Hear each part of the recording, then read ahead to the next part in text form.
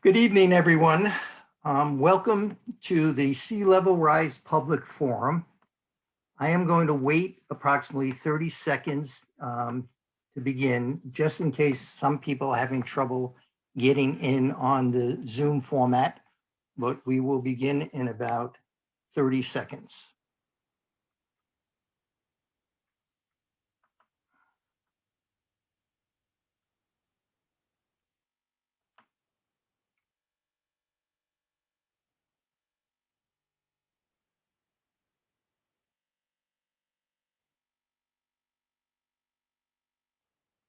Okay, again, I want to welcome everyone to the Sea Level Rise Public Forum. It's being presented to you by the Sea Level Rise Committee of the Captiva Community Panel. My name is David Mintz, and I'm the president of the panel. As you know, Captiva is an unincorporated part of Lee County, and the role of the panel is to engage in long-range planning for the island. It's our responsibility to make recommendations to the county as we see them and as they're needed. The panel takes this role very seriously. We all love this barrier island. We have all invested heavily here, and we want to protect our personal and financial investments as best we can. Discussion of sea level rise began in January 2017, when the panel and the South Seas Island Resort sponsored a forum entitled, "How Will Rising Tides Affect Captiva, Sanibel, and Pine Island Sound?" At the forum, we had professors, engineers, scientists. There was much debate about how high the seas will rise and when they will rise. We also learned that coastal communities in Florida, like Punta Gorda, were already planning and implementing coastal resilience projects to protect against sea level rise. There was debate on how much human activity caused climate change. However, there was no dispute that climate change, global warming, and rising sea levels were taking place. We learned that beach renourishment and building out the dunes could help protect the Gulf side of our island, but that the bay side was extremely vulnerable, and that flooding from the bay side could affect the whole island, even the Gulf side. We also learned that our septic systems could be adversely affected by rising sea level, and that many of our homes and the one road on and off the island might be extremely vulnerable. It was a wake-up call. Shortly thereafter, the panel created a sea level rise committee to do our own independent work specific to Captiva. The panel's charge, Linda, the panel's charge was gather information on the effects of sea level rise's impact on Captiva Island, including defining assets, that is, our important parts of this island, consulting experts, defining areas of vulnerabilities, and provide alternative approaches to the Captiva Community Panel for resiliency and adaptation. In other words, we asked the committee to figure out what's happening and how best to protect our homes, businesses, beaches, our infrastructure, and our island for decades to come. Well, the Sea Level Rise Committee has learned some things, and the panel wants our community to learn what we've learned as we learn it. And that's the purpose of this first public forum, to provide information to you as we have gathered it. As we go along, if you have questions, click on the Q&A at the bottom of your screen and type in your question. At the end of the presentation, the committee will summarize the questions and answer as many as time allows. At the end, they will also ask you one question, which is, where are you while you're watching this presentation? If you lose your connection for some reason, just come back and use the same link and click right back in. The agenda this evening is very simple and straightforward. Committee Chair Linda Laird will start to identify the problem we face and the planning process the committee is following to deal with sea level rise. Then Linda and Dr. Cheryl Hapke from Integral Consulting will present maps and charts to explain the geomorphology of our island, that is the physical features, and the risks and vulnerabilities that we face here. These maps and charts are somewhat of an eye-opener. Then they'll describe the next steps they hope to take, and then we'll take some questions. And please remember that our presenters, people presenting this, are working together from various parts of the country. And if there are any Zoom glitches, please be patient and we'll fix them as quickly as possible. Finally, I want to thank our Sea Level Rise committee members for their work. Linda Laird, Ann Brady, who's the executive director of the Rauschenberg Residency Program, Jay Brown, who many of you know, Joel Cowett, who works for the city of Sanibel, Mike Mullins, who's on the panel, but also is the chair of CEPD, Ryan O'Gara, the CEO of SCCF, Bill Riley, Suri Segal, Dr. Cheryl Hapke, who you will meet tonight from Integral Consulting, and our committee administrator, Kate Gudaham from Gudaham and Associates. So I will now turn the meeting over to our Sea Level Rise chairperson, Linda Laird. Take it away, Linda. Thank you, David. If we go back, and it's such a pleasure to be here with all of you tonight. Very much a pleasure. And I know we all love this island so much, and what we want to be doing is protecting it. So it's a pleasure for me to serve on this committee. It's one way that I can give back to this island that has given so much to me and to my family. If we go back to our charter, two parts really strike me in that it says to gather information on the effects of sea level rise's impact and then to provide alternative approaches. Well, first, in terms of the impact, the biggest part on the impact is the first question is, how big of a problem do we really have? How much is the sea going to rise? And if you see to the left, some of us on the call have seen this picture before. This is John Jensen took a picture right after Ada of the Sunset Captiva docks. They look much better today, thanks to some work that's gone on. But this is an example of just impact from the Ada storm. How much is the sea going to rise? Well, the answer really is we don't know for sure. This is a slide of the sea level rise at Key West. They have tidal gauges at different places, and this data happens to be gathered starting in a little after 1910. And so what you see here is an increase through the years, over 100 years. And what we see is the line in the middle is basically a linear fit to that data. And what it comes out to be is approximately 0.1 inches per year if we assume it is linear. Linear at this point is actually pretty good. If we could keep going linear, it's not that fast.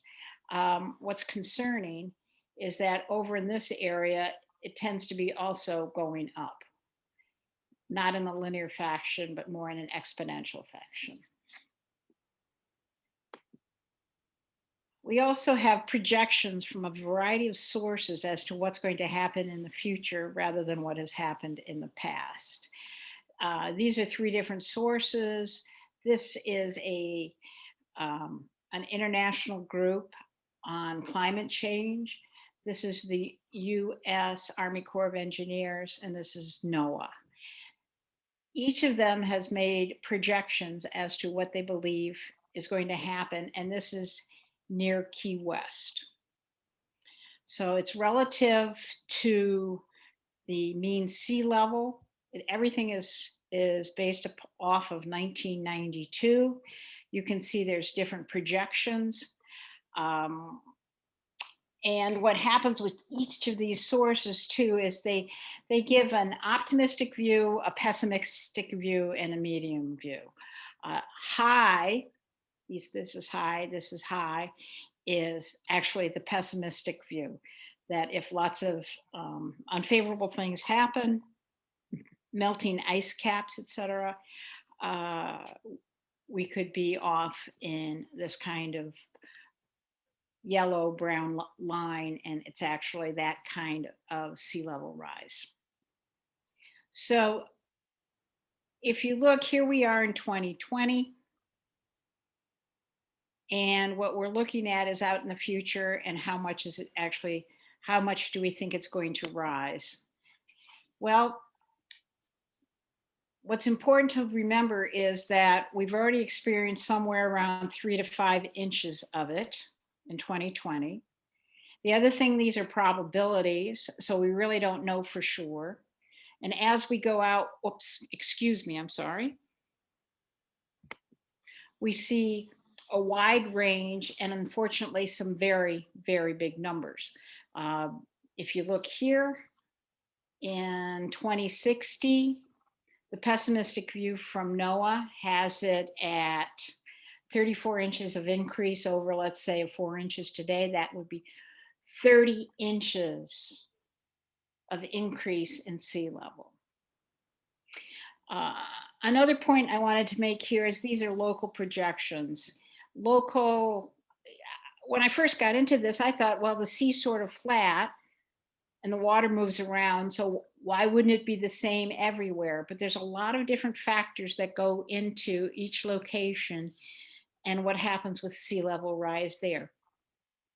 In Greenland, for example, because of the melting snow and ice, it's taking a lot of weight off the water, off the land, and Greenland is going up. So they don't have any sea level rise problem per se because the land's going up. Other places, due to the currents, have different things going on. So we also then just took a quick look at the closest place we could see, which is in Naples. And here are the curves. This is now a combined data from NOAA and the Army Corps of Engineers. This shows the high, the intermediate, and the low. And and we can certainly hope for the low, but we think we need to plan and concern ourselves with some of these higher numbers. So this is for Naples. Again, what's important here is that the data points are really similar to Key West. They show a range of 10 to 24 inches in the next 40 years for intermediate and high increase scenarios. So that's sort of a little sobering. And so if we go back to answer our question of how big of a problem do we have, what we know is that we need to expect an increase. And it may be very significant, such as 2 feet in the next 40 years. The next part about it is we're not able to predict precisely how much. None of the experts can predict precisely how much. And so therefore, we chose to use a variety of scenarios to plan to, based upon the increase of the sea amount rather than time. So we're looking at scenarios of 1 foot, 2 foot, et cetera, rather than 20 years out, 30 years out, 40 years out, because we don't know when that's going to happen. We also decided we needed to very much monitor how much it increases. We're working to try to get local monitors of the tides, and I mean a tide gauge monitor for Captiva. And we also said, well, okay, we need an adaptation plan, which with alternatives as to what can we do about this. This slide gives you the 4 categories of adaptation strategies. This is sort of the traditional ones, the way people talk about adaptation for sea level rise. The first one is to do nothing. And we can see what sort of happens over there. The second one is to protect. We could protect the island. We could protect it by building way up all around it. I'm not sure that's the best idea, but that's a possibility. The third strategy is to accommodate. You start elevating buildings, flood-proof your buildings, elevate your lands and roads, things like that. And finally, the fourth is to basically withdraw or realign. That would be known as, that's when you're saying, I'm giving up. So those are the four different categories of adaptation strategies. Cheryl's going to go through this in more detail. What I wanted to do is to present to you the kind of alternatives and the way to think about some of these strategies. So now we had to do a plan. And the question is how to do this. What we found, which was very fortunate, excuse me, is that the Florida Department of Environmental Protection has an Office of Resilience and Coastal Protection. Isn't that wonderful? And they have an adaptation planning guidebook and resources to help and people to help. So what we decided to do is to adapt and use their planning process. This slide shows an overview of how to go about creating adaptation plans. It's a 4-step sort of winding road through to end up with implementation strategies. The first thing to do is to set the context. And we can start off with steering committees, principles, etc. So you set the context on what are you planning for. Then you do a vulnerability assessment, find out how vulnerable we would be.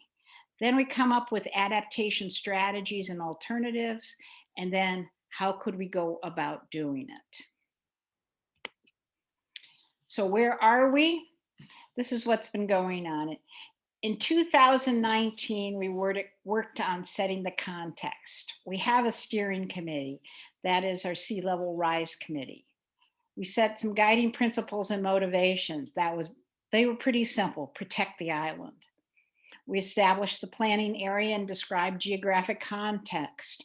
The planning area is Captiva, and we are a barrier island. We put it in a little more detail than that, but that's the essence. And then for public outreach throughout this whole thing is extremely important.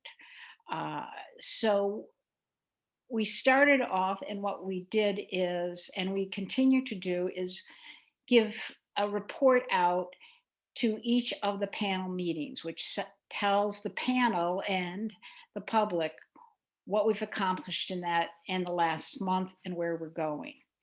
We also decided to do things like this forum occasionally when we have real results that we can share, and to ask for more feedback. Then in 2020, we did a vulnerability assessment. We looked at what the exposure was, what kind of sensitivities we had, and we're picking out where we think we need to focus on. We've reviewed this with the panel in the spring, and now we're reviewing it with Captivans and other stakeholders at this meeting. That gets us to the third adaptation strategies activity, where what we're going to need to do is assess what capacity we have to adapt, prioritize the needs, identify possible strategies, and integrate those into existing plans. We will have support from Integral Consulting for modeling different adaptation strategies. When we did the vulnerability assessment, what you're going to see is Cheryl's going to talk about that, because it was her company who really did the vulnerability assessment. So hopefully, if things go well, we'll have information and adaptation strategies to review with Captivans and the stakeholders and the panel sometime around May of 2021. So hopefully we're going to be able to do that. And after we do that, we roll into implementation strategies, where we start figuring out what we can do and create some schedules as to what we want to do, and start getting into real implementation.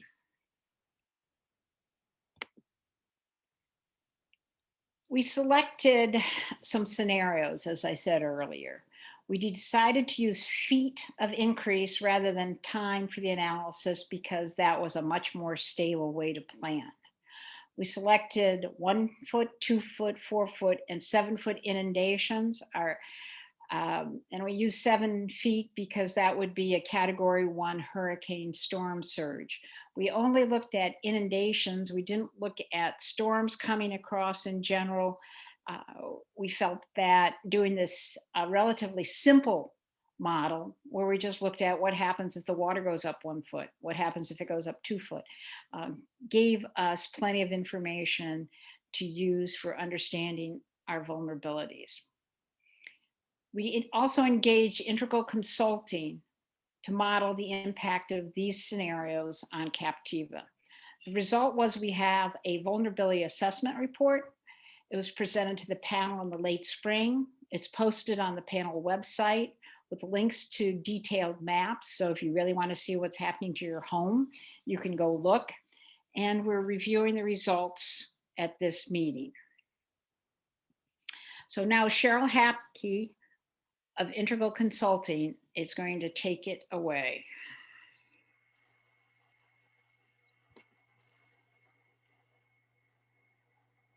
Cheryl?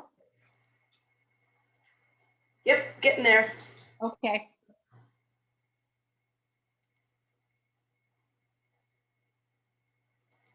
Okay, can everyone see my screen?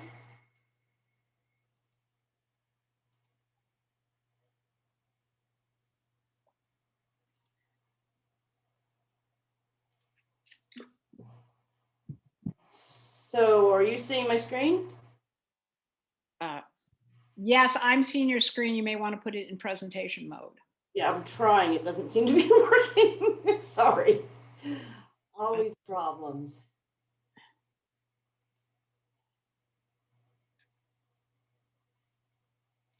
Yeah. You might be able to. It is not going into presentation mode for me.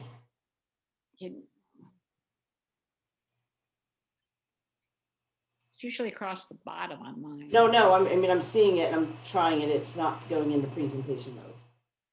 I have no idea why. We could ask Ken to jump in on this slide and ask, I can get him to forward them. I apologize. Or I can just go back and keep. Go ahead. Yeah. You want me to do that? Yeah, I'm going to stop share. For some reason, it's just not working. Okay. Apologies, folks. Okay.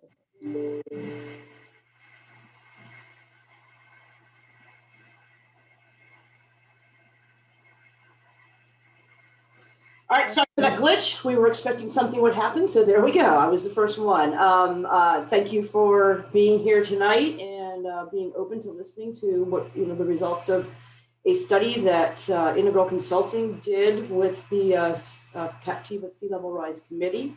I'll walk you through the steps, and then we're going to look at some of the maps and some of the results of the analysis. One of the first things that's really required is to understand, as Linda pointed out, is to understand what the context is. And in order to do that, we characterize the geomorphology. The geomorphology is just, what is the shoreline? What is it made of? Is it a sandy beach? Is it a mangrove? Is it a seawall? And just understand what it is and how much of it exists and where it exists. And we did this for the whole island. We then were able to get the various, what we call sectors in the business, right? So we were able to get, and this is from Lee County, we got the locations of all the houses and the roads and the critical infrastructure, like water treatment plants and, churches and, medical centers and that sort of thing. So we mapped those. And then using existing information from NOAA, as well as some information about the actual ground surface elevation, we were able to evaluate the impacts to the houses, roads, etc., for the sea level rise scenarios that Linda mentioned, 1, 2, 4, and 7 feet. And again, as Linda said, this analysis did not account for coastal storms or erosion or many of the things that are listed here. It was just simply an inundation from sea level rise in the different sea level rise scenarios. Next slide, please. So here's the map of the geomorphology of the island. And the unfortunate thing about me not being able to run this is I can't use my cursor. So I'm going to try to ask Linda to play along with me. But what you're looking at here is an aerial photograph of Captiva Island. And in the lower panel, you can see Blind Path is off to the right-hand side.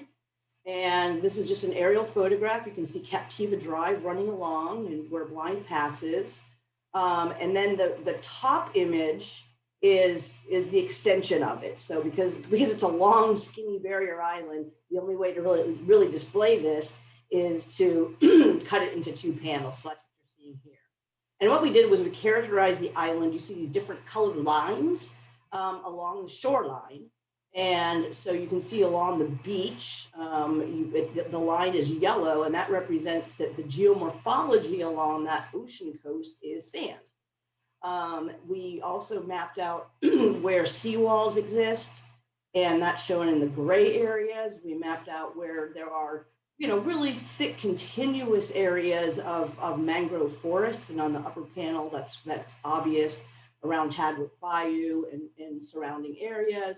And then finally, there are areas where there's some mangroves, but there's also landscaping. And a lot of the southern end of Captiva is that lighter green, and that shows up here. And there's a reason why we need to map out the geomorphology, and that is because different adaptation strategies work for different geomorphologies. So for instance, the kind of adaptation strategy you might apply to an open ocean sandy beach is going to be completely different than what you might do in a back bay mangrove coast or a mixed use landscaping and mangrove coast. So what we were able to do was using geospatial techniques, map this out. And the next slide, please. We were actually able to measure that. So this is what we call coastal typology. What is the type of coast and how much of it is there? And so each one of these, there's the categories that you can see off to the far left. We were able to actually map it to the level of identifying boat launches, that mixed category where there's lawns and landscaping and mangroves, areas where there's thick groves of mangroves, areas of revetment. If you're not familiar with the term, revetment is piles of boulders. Think of the northern end at South Seas, where you have all those boulders piled up, kind of protecting the coastline. That's what we in the business call revetments. We mapped out how much of the island was beach or sand, and then where there were seawalls. And you can see on the far right, the graph shows that clearly mangroves dominate the coastal typology of Captiva Island, and areas of the beaches are second, and then finally lawns and landscaping are third, with smaller amounts of revetments and seawalls. Next slide. So Linda showed this slide earlier and went through the different adaptation strategies that are common in the field. And I think there's a few important things to point out. There's a variety of options that can be considered that have been utilized and implemented in other parts of the state, other parts of the country, ranging from continuing to nourish your beaches to creative living shorelines. Marsh restoration is one. But there's also the protecting. You can do it with hardened structures like seawalls and bulkheads and the revetments that I talked about. With accommodation, that can also be very creative.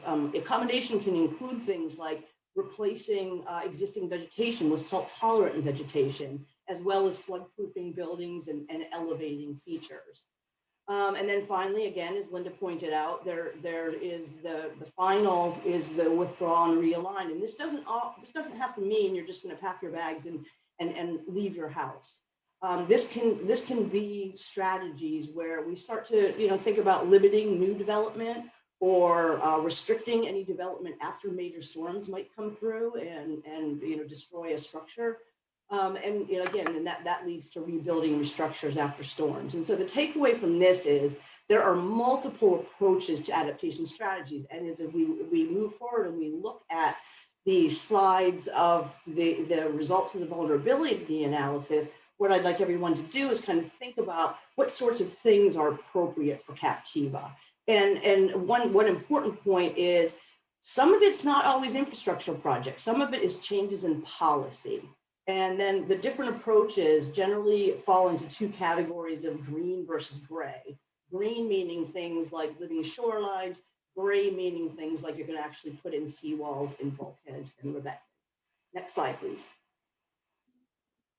So I'm going to go through these series of slides. I'm hoping I can figure out the glitch and get my screen to share to zoom in further on these maps, because I know everyone's going to want to see a little bit more detail. And that was the plan tonight. But right now, what I just want to do is put up the initial results at the different sea level rise categories of 1 foot, 2 foot, and 4 foot. We're going to look at in the next 3 maps.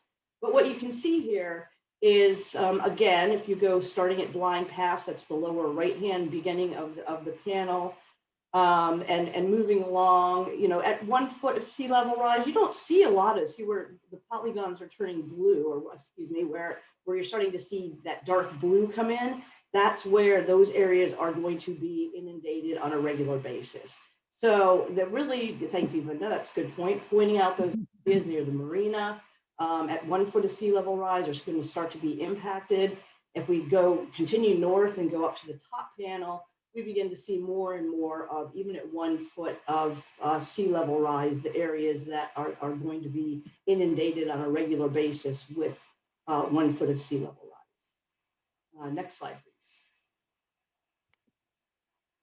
So 2 feet of sea level rise is where it really begins to become problematic, as you can see. The location of the wastewater treatment plant is certainly, the road to that facility is now, you know, I wouldn't call it impenetrable, but it will be inundated on a regular basis.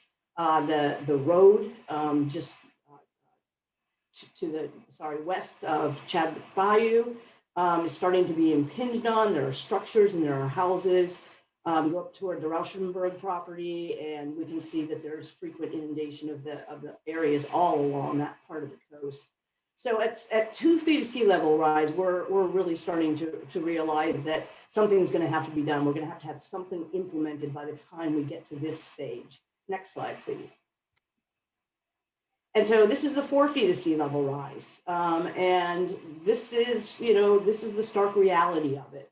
Even with the intermediate projections we're looking at, we can see a number of structures and roads and facilities are inundated on a regular basis. We don't have the level of inundation yet calculated. That's something that can be done, but it just is driving home the point that at 4 feet of sea level rise, much of Captiva is going to be inundated on a regular basis.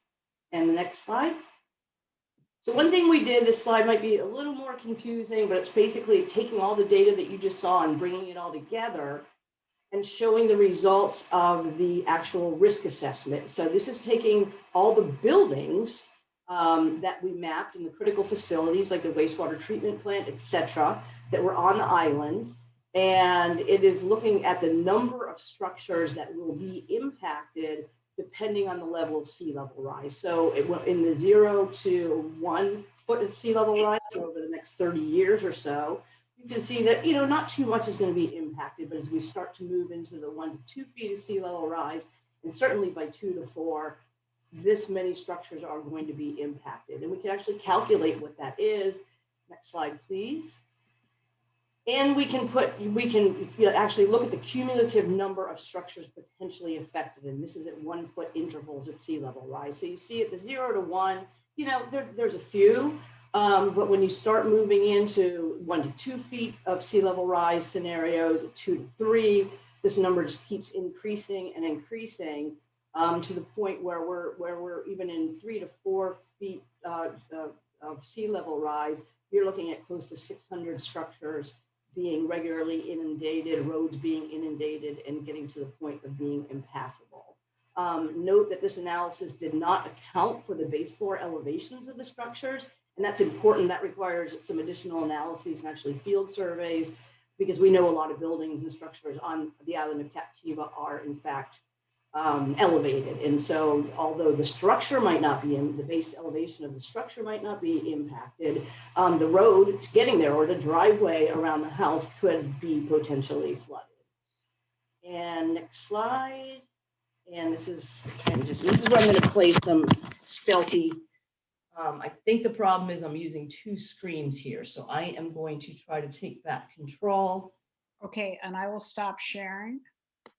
And I'm going to share my screen and see if I can get these guys to come up and share. And can you tell me now if you can see Matt?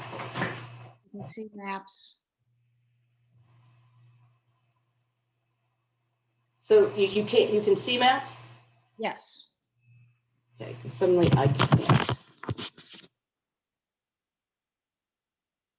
Again, apologize for the glitches. I will get this down. There we go. Okay. So what I wanted to do here, and now I have control, so I should be able to do it, is zoom in on a little bit more detail of what this is looking like. Sorry, I'm still trying to adjust my view screen. Give me one sec. Okay. So I am going to, on my screen, it's sort of cut off with people's faces, but I'm going to start at the bottom right panel. I'm going to start to zoom in. This is at 1 foot of sea level rise. And so as we zoom in at 1 foot of sea level rise, you can start to see maybe minor, but certainly amounts of encroachment of seawater all along the back shore of Captiva Island. If we go to the beach side, you can see that that is not really impacted, and that's because of the continued and healthy beach nourishment program that the CEPD is implementing and has been implementing for years.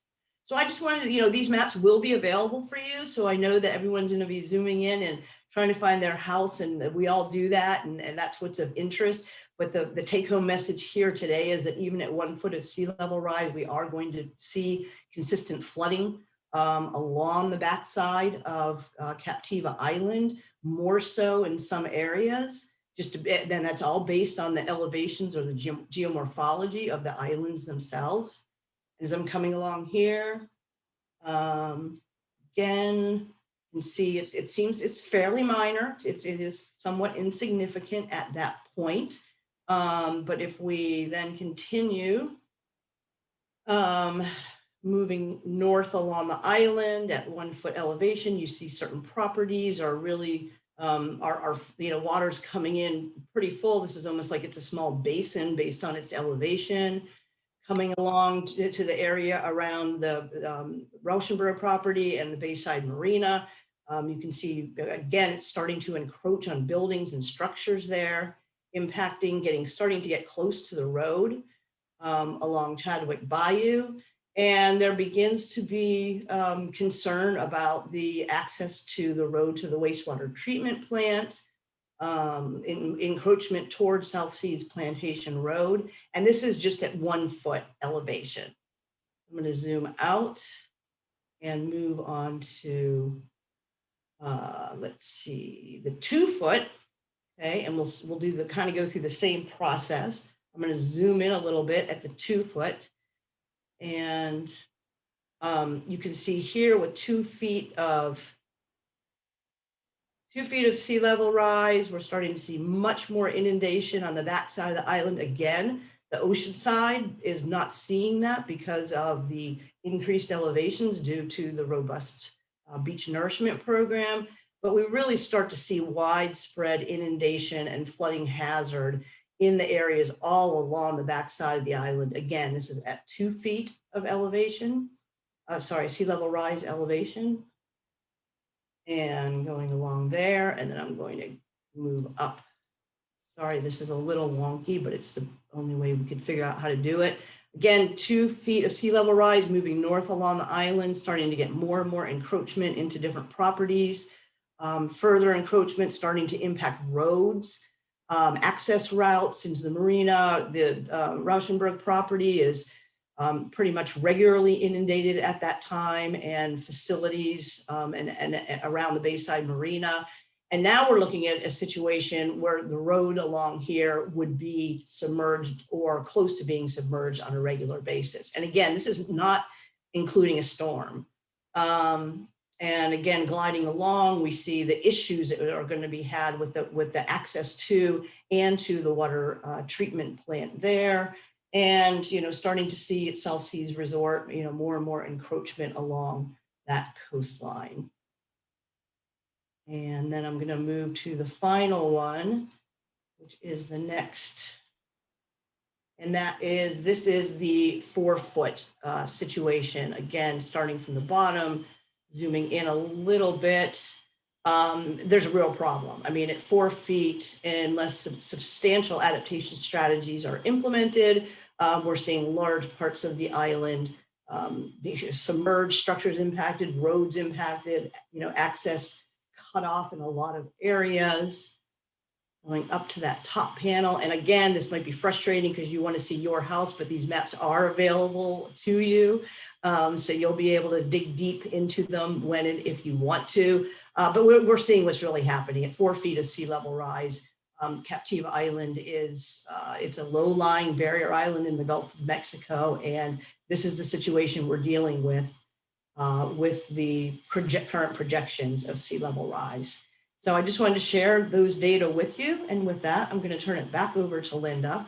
And of course, people can be entering in lots of questions into the Q&A if they've seen things from this presentation that they would like to ask questions about.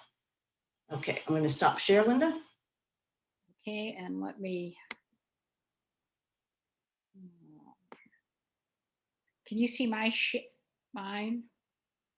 Not yet. Okay, so. Sorry.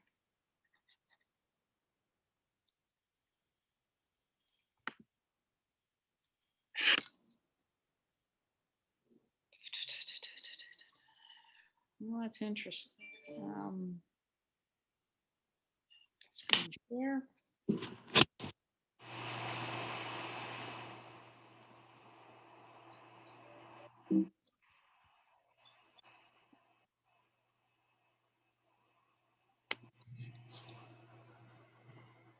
So, what were the significant findings? This is sort of summarizing it all. Is at 1 foot, what do we have? We have threats to most of the Bayside properties. We have threats to South Seas, specifically the sewage treatment and the roads. We've got threats to our septic fields. And at 2 feet, we've got serious flooding in the village east of Captiva Drive. And South Seas, the roads, the Bayside Marina, the sewer treatment have serious issues. And at 4 feet, well, my house is underwater, just to tell you, and a few other people's, I assume. So in terms of doing our adaptation planning, what are going to be the initial focus areas? I circled some. This is the 1 foot. But the idea is we're going to start looking at what can we do on the bay side and pick some typical property areas that have problems and start trying to understand what could work best for those. So our next steps are going to be that we're going to model these adaptation options in selected areas on the Bayside. Integral Consulting is going to be doing that with us. And then we're going to come back and review these adaptation options with you all and the panel later this spring.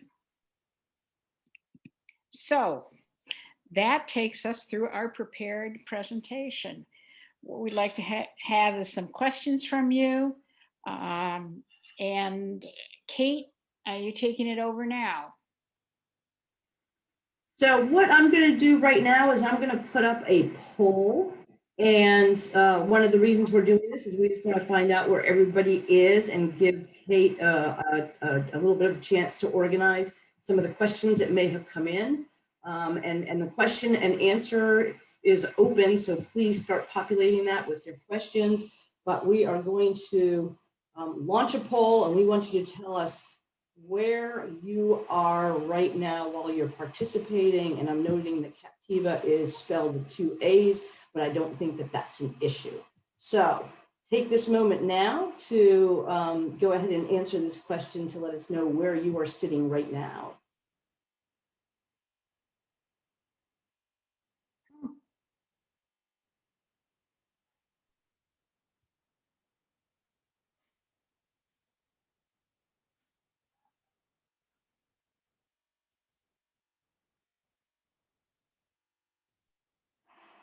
Okay, I see answers are still coming in. We'll give it another minute or two, or a half a minute, maybe another 30 seconds for people to chime in. I believe there are 55 participants, and I am seeing 40 responses. So the people who have not responded. There we go. Responses are still coming in. Buying Kate a little time to organize the Q&A. So keep asking questions as well once you've answered the poll.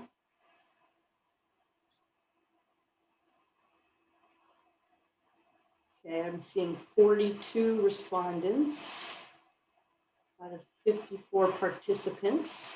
So encouraging people to still chime in.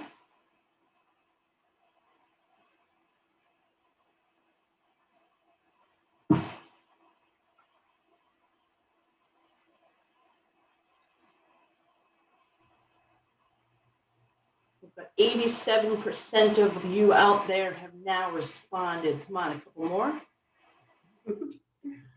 No internationals, interesting. Well, I guess in the era of COVID, that's not surprising.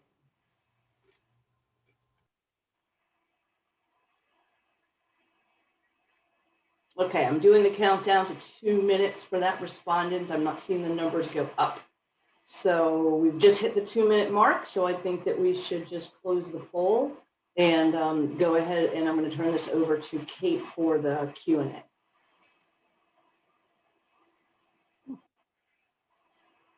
Kate?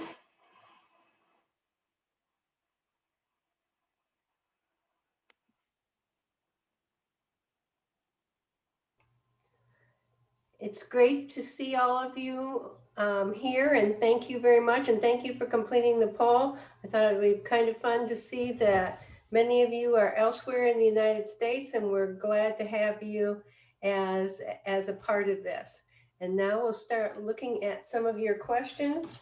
I put a couple of them that I came up with during the, so we have 1 or 2 from me, and the rest is from everybody else. And one of the things I wanted to talk to, I'm not sure, Linda or Cheryl, to explain what a sensitivity analysis is.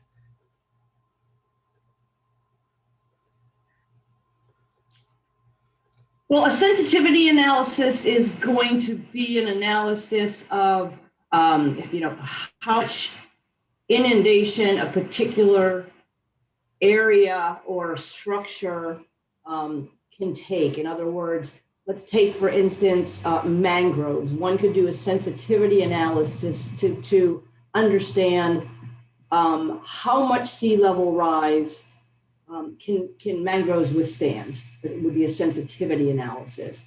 Another one would be, how high do we need to build the beach and dunes, to what elevation in the future to, again, be able to withstand sea level rise. So that's essentially what a sensitivity analysis would provide. Great. Okay, another question came from the chat was, can you go back to the geomorphology slide that has the different colors on it? I'll work on pulling that up. Okay, great. And I think some people need to have somebody point out what the colors are, because they may be a little hard to see.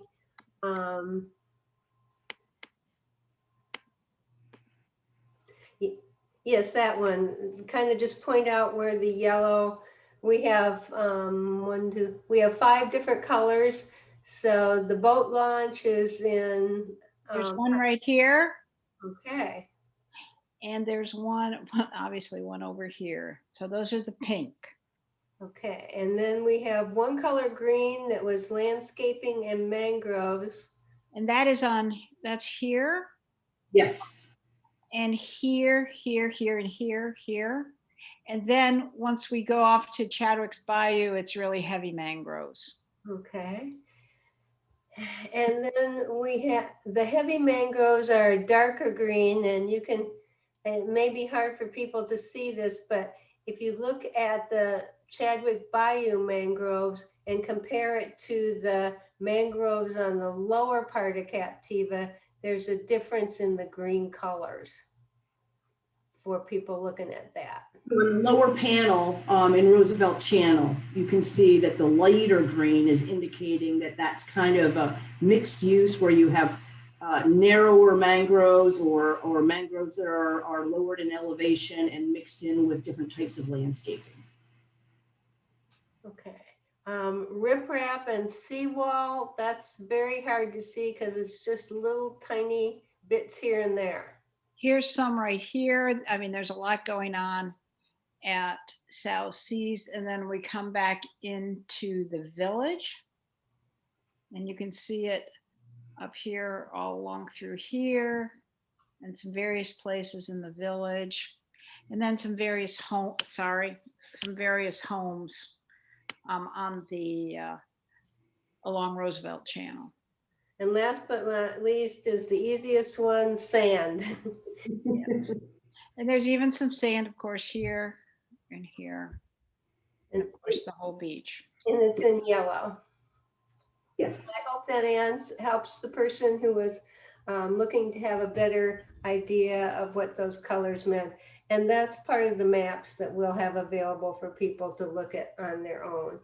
Okay, our next question is, it seems that the assumption in this presentation is that sea level rise is on top of mean high tide.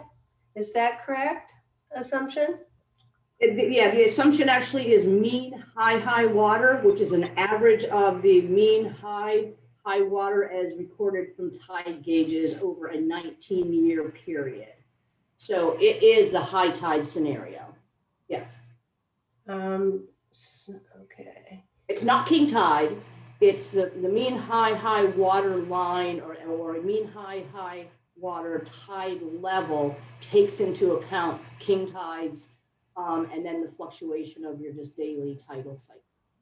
So it averages it out, right? Okay, and then what kind of ramification will storm surge have on all this? So our analysis was able to determine that if present day, which may have been the case from Ada, which just came through, I wasn't down, I'm up in St. Petersburg, not down at Captiva, but NOAA issued a coastal flood advisory warning. And what we found was that level of a NOAA issued coastal flood advisory is equivalent to what our maps show will be equivalent to the 2 foot of sea level rise scenarios. Okay, so we got a little taste of what 2 feet will be like. Right, but it will be at a much more persistent and regular basis. Okay.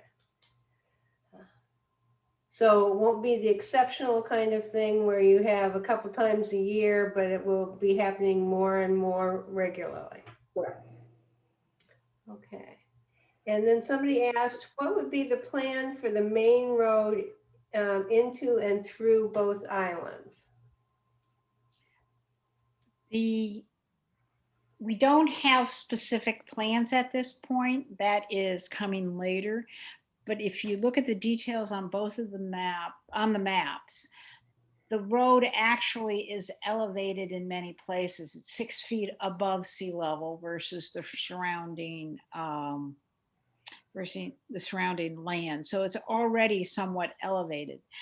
But the guess would be at this point is we would be taking this to Lee County and working with them to come up with plans to make sure and ensure that the road is above sea level.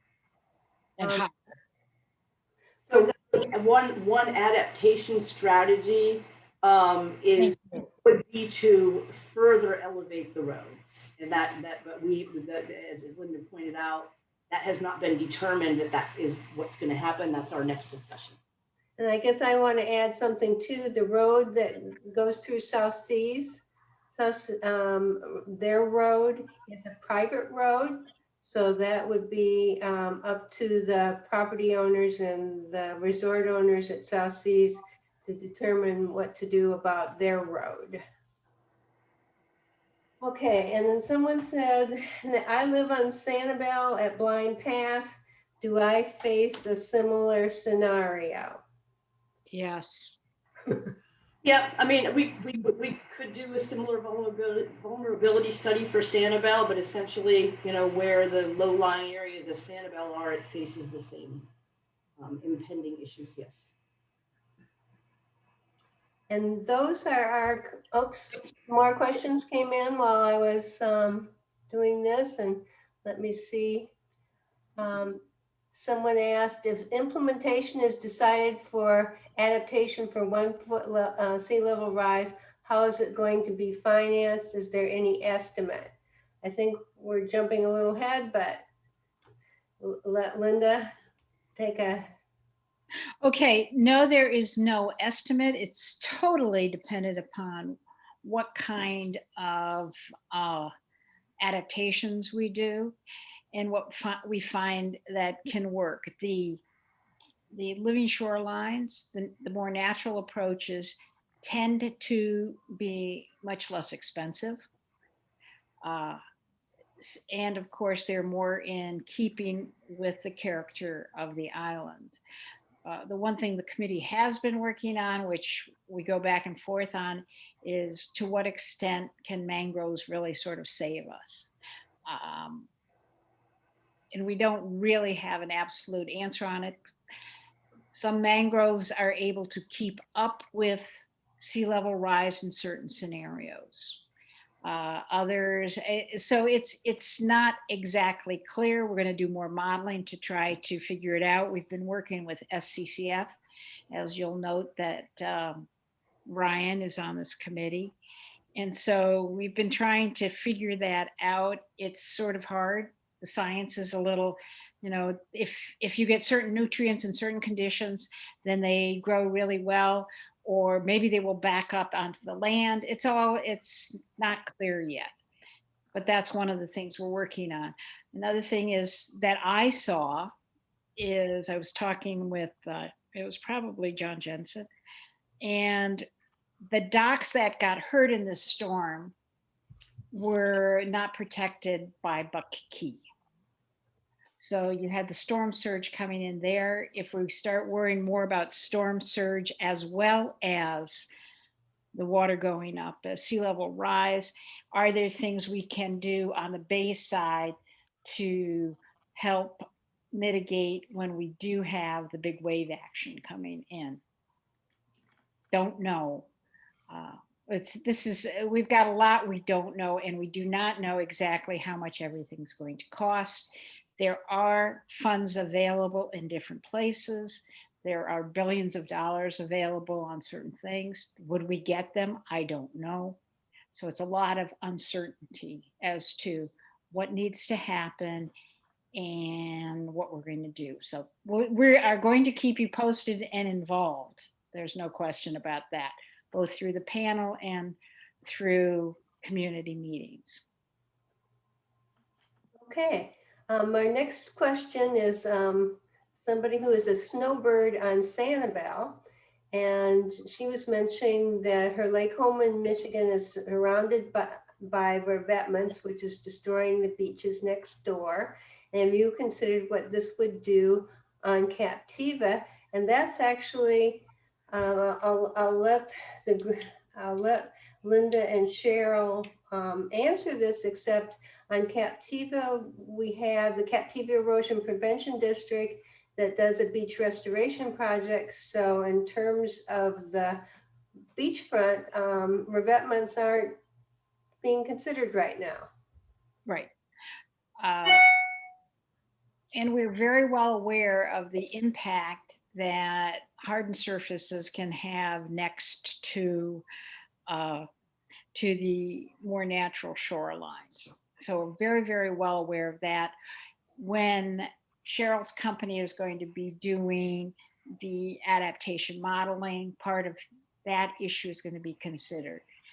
I'm not sure. And so again, we're not exactly sure where we're all going to come out on that. Again, and again, it's going to be something we will need to speak with the community about. But thank you for bringing that up.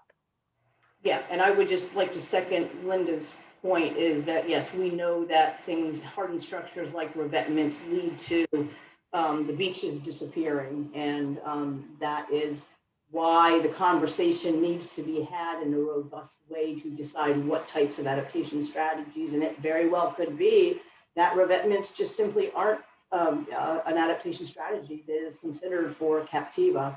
Because of the trade-offs and consequences of that type of feature. Or it could be that we put in seawalls for much of the backside.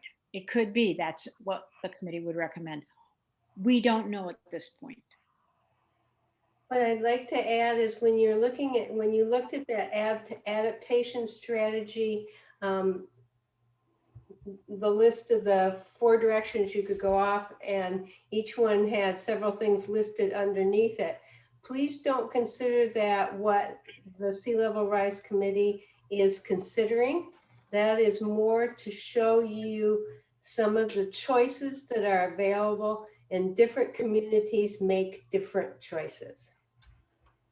Good point. Okay, somebody once says, would it make sense to work with Sanibel?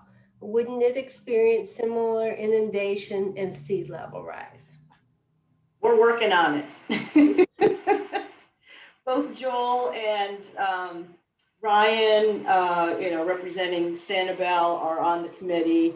And, we have actively pursued funding opportunities that would expand this type of analysis and more, that would model the entire system and do assessments of the entire system.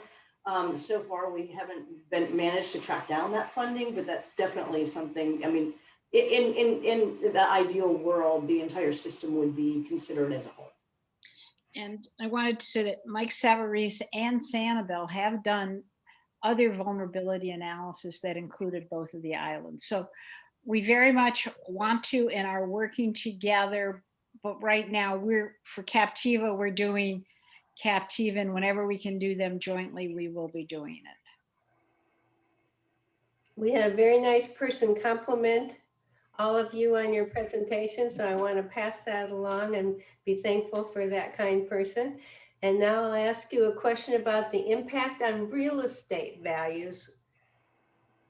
So I will just say that that's absolutely something that is in the wheelhouse of what Indigo Consulting does.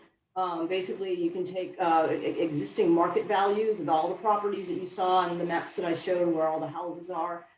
Those have assessment values. There's also methodologies that economists that we work with use to actually bring those to present day market value. And again, that's an additional analysis, but that is a step, and it's an important step because one needs to understand what the trade-offs are between different adaptation strategies and the cost benefit, essentially. Right, and we haven't gotten there yet. Sanibel and Captiva are economic engines of Lee County and really impact the rest of Florida as well. So consequently, we are hoping and expecting, as we need funding for adaptations, that because of the huge economic impact our island and our beaches have on this area, that we will be able to obtain it, consequently maintaining our lifestyle, our vacation lifestyle on this island, which in turn will maintain our real estate values. Okay, is it accurate to conclude that most Captiva Bayside yards between shoreline and residences will be flooded when sea level rise reaches 2 feet? That is what the vulnerability assessments that we conducted do show, yes. I think somebody who wants to get involved with the Sea Level Rise Committee, but it was an anonymous attendee, so I don't know how to help this person. But Let us know, send an email to the panel. Captiva Community Panel at gmail.com. Mhm. Somebody said, will you be, I think this is something you've answered, but well, it's worth considering again. Will you be considering natural barriers versus gray structures in your recommendations? Yes. Okay.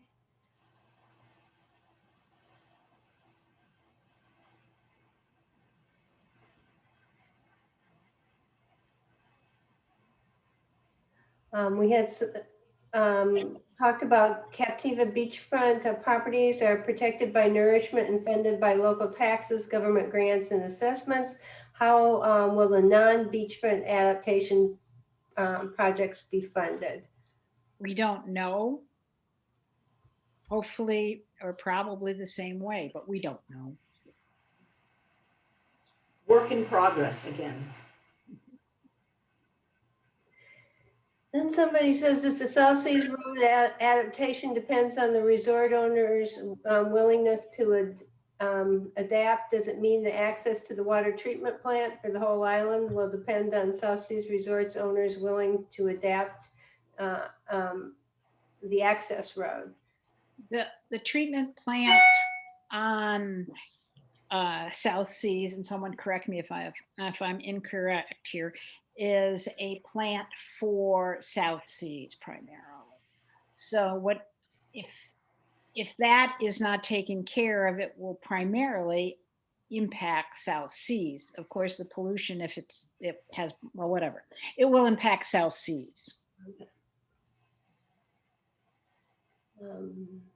Somebody said, are there clear examples of short-term adaptations you believe would help save what exists today? I think Linda kind of has alluded to that. I don't know, you were talking about mangroves and, but I don't think we're there yet. But Linda, what do you think? There are adaptations that a lot of different communities have gone through. We are going to be taking a look at those and seeing what we think are applicable to Captiva. I like mangroves the best, but that's me. The question is, can we do living things like put in more oyster beds? I don't know. And use that to help? I don't know. But those are things we're going to pursue. We are using the process that FDEP laid out for us, which is sort of, it seems a little slow to me sometimes, but the nice thing about going through it is that it gives you the discipline, and hopefully what we're going to do is get reasonable answers and do it the right way. We do have years, but years can fly by quickly.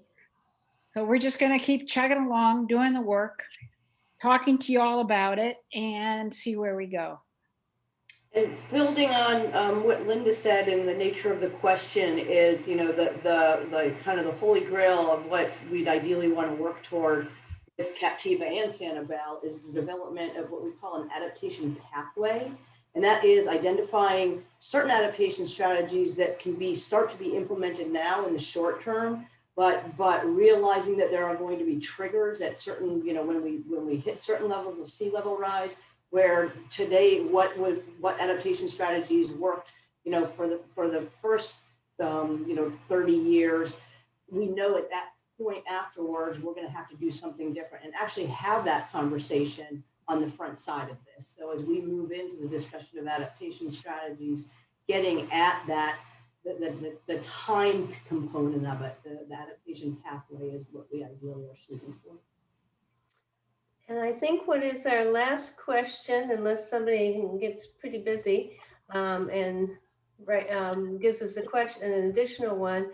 Somebody said there's presently a large regional working group for the Southwest Florida Compact. Are you looking to participate? And I think the answer is we've been working, we wanted to participate, and I know the Captiva Erosion Prevention District is participating, but I'm sure Linda and David may be able to add. Sure. Well, we couldn't be a charter member because we don't have the right municipality type thing. That's just the way it is.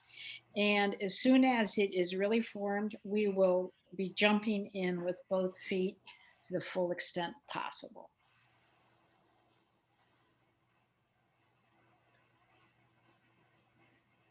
That's it. I want to thank you for all your questions, and I guess to end our evening makes sense to go back to David. Well, thank you, Kate. And we're at the end of our first Sea Level Rise forum. As you can see, it's not a presentation of answers, but it's the start of a process, and we want the community to be part of the process along the way. And as we develop resilience and adaptation strategies, we intend to work with Lee County, with the state of Florida, with CEPD, with Sanibel, and to work collectively with as many agencies and opportunities as possible to do this in a way that'll work for everybody. But that is a process that will take place over time. And as we develop our comprehensive plan for resiliency and adaptation, we will develop partners as we go. So I want to thank the panel's Sea Level Rise Committee for all the work they've done. I specifically want to thank Linda Laird, on the left of the screen, and Cheryl Hapke on the right of the screen, and Kate Goodaham incognito at the bottom of the screen for all the work that it took to put this presentation together. I also want to thank Ken Goodaham, the panel's administrator, for making sure this Zoom ran smoothly, and he did, and I appreciate that. And I especially want to thank the Captiva community and those of you on Zoom tonight for helping to make this island one of the world's best places to live. If anyone in the community was inspired by this presentation to work more closely with our Sea Level Rise Committee, please let us know. Just contact the panel and we will put you to work. We're volunteers and we could use all the help we can get. Finally, I just want to say, please stay safe and stay healthy. Good night to everyone. Good night, everyone. Thank you, Good David. night, everyone. Thank you very much. Maybe nobody